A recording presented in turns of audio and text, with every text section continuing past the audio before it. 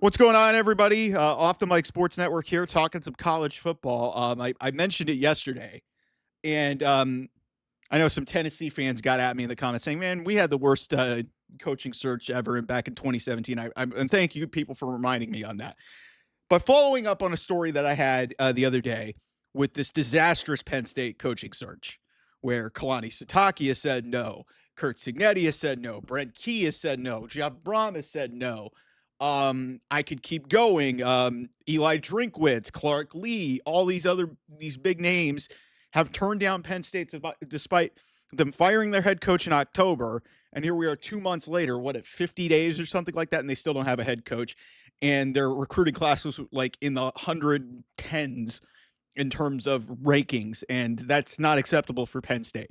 So it really came down to, okay, you now have Terry Smith, the interim head coach, who, is an interim coach, has ties to the university, played under Joe Paterno, a lot of support within the community. And then Brian Dable, who just got fired by the New York Giants, who clearly is, the pick from athletic director Pat Kraft. So now the reports are coming out from multiple outlets that this search has flipped to Matt Campbell, the Iowa State head coach. And if this ends up happening, and it sounds like it's there, but remember where we were, we thought they were hiring Kalani Sitake, the BYU head coach, at the start of the week, and then the Crumble Cookie CEO, who is a big booster for BYU, came up with a bunch of money, and Kalani Sitake is saying at BYU, which I think is better for both parties, because I think it wouldn't have worked with Kalani Sitake, a guy who's worked on the West Coast, been into the state of Utah, Polynesian. It wasn't going to work in Pennsylvania. It just wasn't going to work. And especially if you don't win in Penn State very quickly, you're going to be outcasted there. And especially the circumstances, it just didn't seem right. I think he's a BYU alum. It was going to be hard to see him leave. So that's a benefit for everybody. But Matt Campbell, I was texting with a bunch of people who I know are BYU or not BYU, Penn State alums. I was texting with a bunch of people who were Penn State alums who were like, I'd be really happy with Matt Campbell. Matt Campbell has been at Iowa State, which what seems like forever. That's a very hard place to win. And he has turned in a great tenure there. I mean, yes, it didn't end very well. I think they started 5-0. Looked like they were on a trajectory to potentially compete again for a Big 12 championship. They were in the Big 12 championship game last year. They didn't win it. They lost to Arizona State. It didn't end very well this season, but Matt Campbell has consistently won with less. And, he was at Toledo for a long time. So this made a lot more sense. I'm wondering why Matt Campbell wasn't one of the first calls after you got past the obvious names. Matt Campbell has been on coaching lists for years. I remember USC was rumored to go after him before they hired Lincoln Riley. Like, if Ohio State had opened up, which was never going to happen because Ryan Day's there, some people thought, hey, Notre Dame when it opened up, but they ended up going with Marcus Freeman, who, was, elevated from when he was a defensive coordinator when Brian Kelly left for LSU a few years ago. So it's just, if they land on Matt Campbell, this is a hell of a hire for Penn State, given what we saw from them throughout this entire coaching search. How we got here and the journey that we got here is a completely separate issue. And they have to have some really serious conversations. And I understand Pat Kraft has made some decent hires. Wrestling is a dynasty there. They just won the volleyball championship. They were in the hockey Frozen Four. But the one thing that you have got to get right in college athletics, take it from a guy who's covered college sports for the last 7 years, you have got to nail football. And Pat Kraft basically had 2 months to have his lay of the land. He got out in front, and obviously you couldn't foresee like a quarter of the SEC opening up.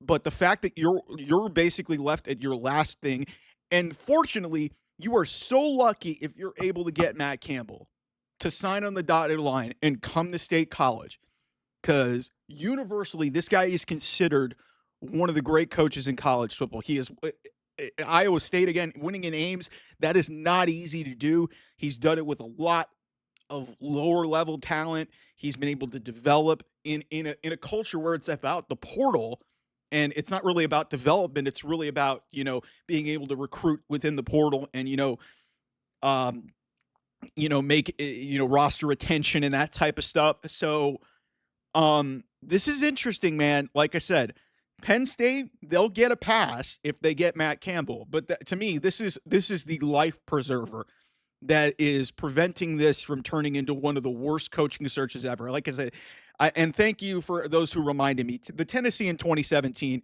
like there was riots in the streets, and Tennessee's had two of the worst coaching situations in modern college football. Lane Kiffin leaving to go to USC, and then obviously this situation where they hired Greg Schiano and then they didn't. The athletic director gets into hot water. They then hire Jeremy Pruitt. And that didn't go very well for them, too, because Tennessee is just loaded with a bunch of Looney Tunes people in that fan base. But that's the SEC for you. So, yeah, Penn State lands Matt Campbell, man. Like, that's a win for them.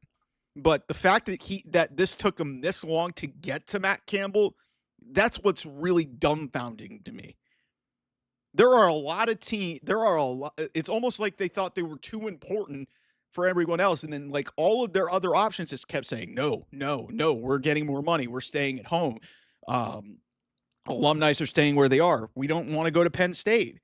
And it's like they didn't have the backup plan. And I was like, listen, Matt Campbell's a pretty good coach. Why the hell didn't you call him in the first place? Like it blows my mind that they're going to luck into this and they're going to luck into this hire, considering they didn't call this guy when they could have literally, I understand that the season was still going on. They could have hired this guy literally, or they could have been further down the road with this and wouldn't have had to get publicly embarrassed by getting turned down by so many people if they would have just went to this guy. Like, it would have been totally fine if you would have looked at Matt Campbell before you looked at Brent Key, before you looked at all these other people. Also, side note, Kalen DeBoer publicly said there was no link whatsoever to his name being brought up in this. So glad we can get past that. So, it's just, man, it's wild that this search, again, I've seen a lot of coaching searches that have gone like 7 ways of sideways or whatever. I'm trying to think of the right expression, but I've seen coaching searches that have just gone completely off the rails. This is at the top of the list. And the fact that they're going to end up getting a really good head coach out of this, it seems like. Now, there's no telling that they don't close on this one. And then it has to be Terry Smith. Because I'm telling you right now, if Ryan Dable is the next head coach of Penn State, that's not winning anybody over. The guy was just fired by the New York Giants. The guy hasn't been a head coach in college football. Terry Smith, at least you win something there because he's one of your own and he got you to bowl eligibility, coached in a really difficult situation after James Franklin was fired. Matt Campbell at least brings credibility to that. The component of, fielding a roster is going to be a little bit of an issue, but at least you can say and go to it, hey, we got a guy that a lot of people think we should have gotten in the first place. How we got there, that's a whole separate issue. And there needs to be a conversation with the athletic director about, hey, what the fuck went on here? And how did we get to a guy that we could have easily looked into a month ago and had this process done, last week, probably right around when Iowa State's season ended, rather than, dragging this to Friday before your conference championship game, which you're not playing in. And Penn State season's over. All these other coaches, like every SEC job has been filled up. There's been a couple jobs that have opened up. There's a couple of G5 jobs that opened up and have already sealed it up. And Penn State still doesn't have a coach. So that's embarrassing, like I said. But, like I said, this is a heck of a move for Penn State to luck into. And here's hoping that it works, man, because if it doesn't work and, Matt Campbell does flame out, which there is a possibility, I do think he is a good enough coach to survive. But, I said James Franklin's a good head coach, but he didn't win. So if that happens and it deteriorates quickly, then I'll damn sure tell you that if Pat Kraft isn't hired, the athletic isn't fired by that point, he will not have a job. As good as he's done for, some of the other sports at Penn State, this football hiring process has been an embarrassment. So that's my thought on that. Anyway, thanks so much. I'll see you guys soon. Bye-bye.